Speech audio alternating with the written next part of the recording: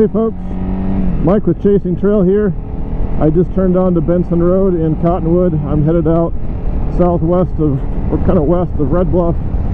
Gonna go ride some of those dirt and gravel roads I did with my dad the other day. I'm back to the chest mount, which sucks. I'm sorry for that, but I knew today's ride would be mostly street and higher speed stuff, and the street helmet's just much more comfortable for that.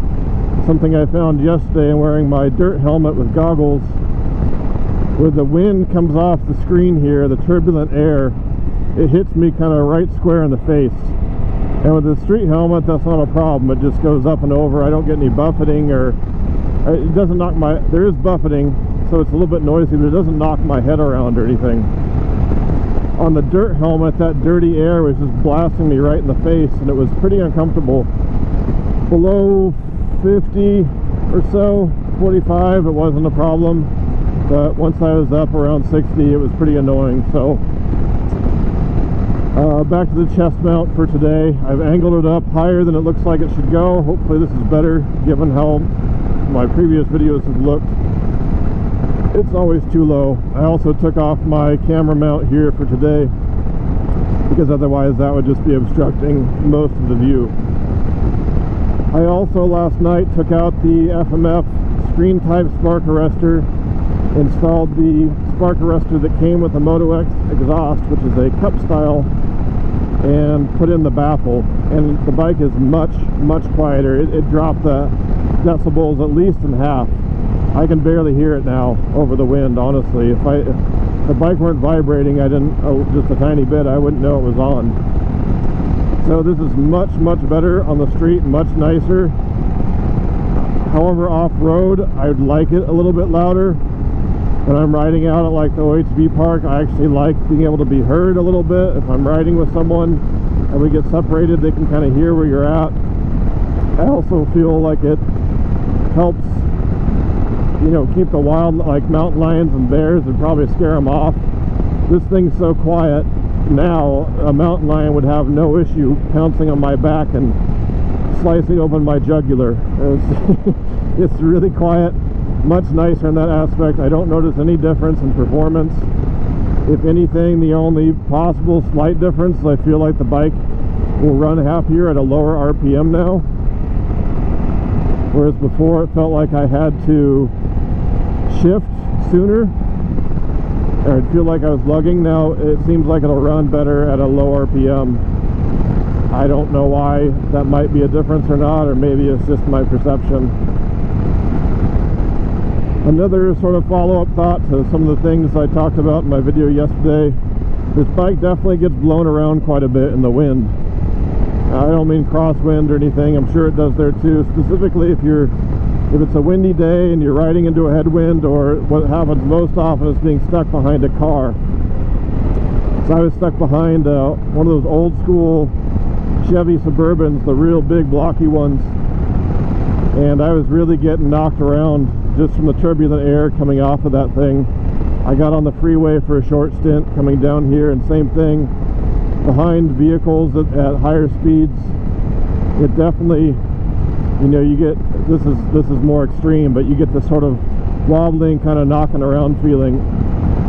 Not anywhere near as bad as I'm simulating here, but it's noticeable for sure. And I didn't notice that on the 450L. So, and the 450L is a lighter machine.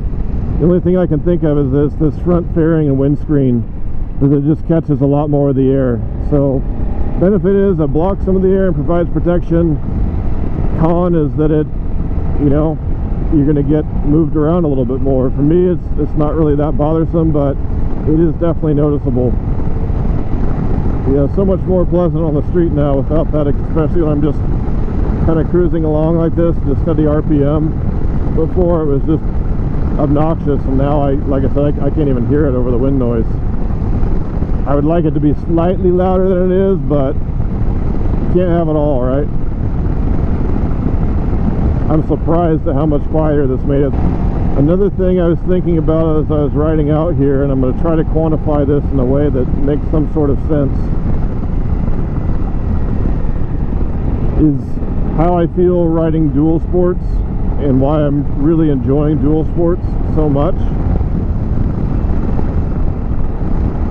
In terms of ranking bikes on a scale of how pleasant they are on the street or capable, what have you, if the CRF300L was a 1, as in the worst on the street, and this is just going by bikes I've ridden, and my R1250R is a 10, where it's amazing on the street, I would put this at like a 4, which sounds bad. However, in terms of the enjoyment I have riding it relative to riding my R1250R, I still have 80% as much fun as I do on the 1250R riding on the road. So I hope that makes sense. If this bike only feels 40% as good in terms of capability, performance, everything else as the BMW, it's still 80% as much fun. And then the fact that it can go and ride on trails off-road like I did yesterday, it really makes me feel like dual sports are just such an awesome platform. They're so capable and so much you can do with them. I don't know how to follow that up and to say I'm just really becoming a huge fan of dual sports, and could see myself eventually where that's everything I own is some variation on the scale of dirt versus street performance, but all a dual sport capable of both. I just love the versatility of being able to go anywhere, handle any kind of road, whether it's perfectly smooth or bumpy and potholed. If you see a dirt or gravel road, you can just take off and go explore it. And then for these more dirt-oriented machines, being able to go and ride almost any trail. I'm sure if you're a better rider, you could literally ride any trail out there at an OHV park. That's awesome. Also, if I can have 80% of the fun of my BMW on this little bike costs about a third of what my BMW did. So I do find myself constantly questioning, though, if I need that bike, as much fun as it is. If I can have this much fun and more capability on a bike this much cheaper, it makes you think. So I already went on a long-winded rant. That's probably as long as any video should be right there. I'm trying to get my videos shorter. I've had my blinker on the whole time like a dipshit. Another beautiful day today here. High 60s, sunny, a little bit of wind, but not bad. Beautiful day to be out on a motorcycle. I was able to lock up the back a little bit even with the ABS on. That's interesting. Let's try that again. That time I wasn't. The bike's so damn quiet now, I almost find myself having to look at the RPM gauge, and I've never have to do that on bikes.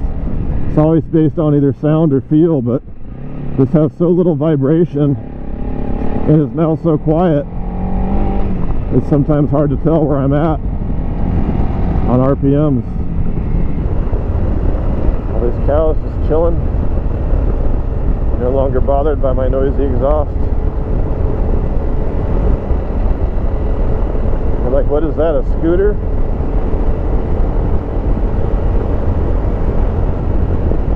I think the Yamaha Raz 50cc I delivered pizzas on in Hawaii was louder than this. That thing was about as fast as the WR250R also. Probably just triggered somebody. So there's one thing that's going to kill this bike for me, it's going to be the power. Well, two things. It'll be the power and the suspension. Depending how much time I spend at the OHV park and how hard I want to ride, if my skills improve, I can definitely see this front fork being a problem.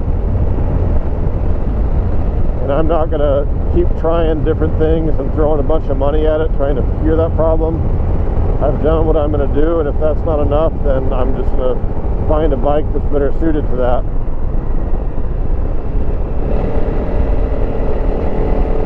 And the power, particularly on the street. I got stuck coming out here again. I kept getting stuck behind people. I don't know if I'm just an asshole or if everyone else is a slow Joe. It reminds me of an old George Carlin skit you talk about where anyone going faster than you is an asshole. No, anyone slower than you is an asshole. Anyone faster is a maniac. That feels very true, especially on a motorcycle. So yeah, suspension and power. And neither of those things, I've done plenty of reading and watched a lot of videos. None of those things would be a surprise to me. I'm a dumbass and I cannot learn things based on reading. I have to experience them for it to make sense to me. And it's just, I've always had to learn things the hard way. It's some defect in my brain. So I could read that and have someone tell me that and still be like, okay, but until I experience, until I feel that desire to pass and frustration of being stuck. And my dad has talked about this and it's started to make more sense to me. Being stuck behind a car sucks for a couple of reasons, not just in that you want to go faster, but especially with the turbulent air kind of knocking this bike around, that's an issue. And then visibility of the road. It's harder to see what's up ahead when you're stuck behind a car. Especially on a lot of the roads I like to ride on, these twisty, windy back roads, there's not a lot of places to pass. If you are going to pass, you got to do it quickly. And this bike can't do that. So here's the road the dude told me about. It's interesting, even with the ABS on, the rear will still lock up a little bit. As much as I've moaned about the front brake on here, the rear brake works really well. And the front brake works fine too, you just gotta squeeze it kind of hard. The back brake works great. Little cows. Lots of cows. Fat, happy cows. Look at that one. Holy shit. It's as wide as it is tall. She thick. With 2 C's. So that's how kids spell it these days. I wonder where that goes. Looks like private property though. Even though this isn't fenced, I'm sure it's private property. I don't want to get shot.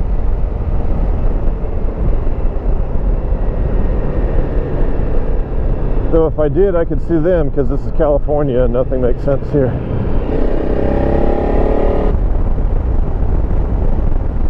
Holy shit, that's a big beast. So I don't think I mentioned it, assuming the camera's still going. I did finally bite the bullet and order a new helmet. This helmet's about 7 years old. It's still in good shape and I'm still going to use it, but especially for being able to do some of these rides and things. My ride yesterday made it clear that there's not really a good in-between helmet for pure street. This is great for pure street. The other one's great for pure dirt. I do want something for my 50-50 in-between rides. So I went for the Shoei Hornet X2. Shoei's fit me absolutely perfectly. I did a bunch of research on helmets like I do on everything. Shoei's a little heavier than I'd like, but I've always been really happy with the fit and the quality of Shoei helmets. It also has a flat surface right on the chin too, which is perfect for mounting a camera. So I think it's going to work well for me. I like that it has a peak. There's been a number of times when I've actually wanted to have a peak to get the sun out of my eyes. Very difficult with this pure street helmet. And the peak is removable, so if I do want to take a pure street ride, I can just pull the peak off. It comes off pretty quickly and be good to go. We're also going to get some sunglasses called arc light, which have these nice flat bands that look like they fit perfectly inside a helmet, and they have a very good optic quality with no obstruction in your field of view and impact resistant. See if the Harley guys will give me some love. They did. Thanks, Harley bros. They waved to a dude in a banana suit. So hard to get the camera angle correct. I can't see it, and it's flopping around on my chest like an old gal's bosoms. It's just very difficult. I look forward to that new helmet, and getting a chin mount is the way to go. The angle is so much better. Soon. Then no more of this chest mount bullshit, I promise. I guess we're gonna go 35 miles an hour. As Mr. Carlin said, a bunch of assholes. Going slower than me.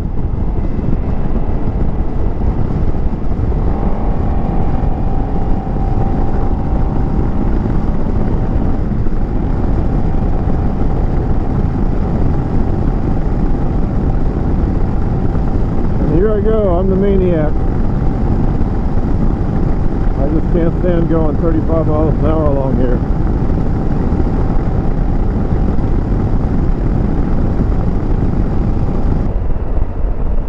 Watch out, vultures. You fucking birds, get out of the way.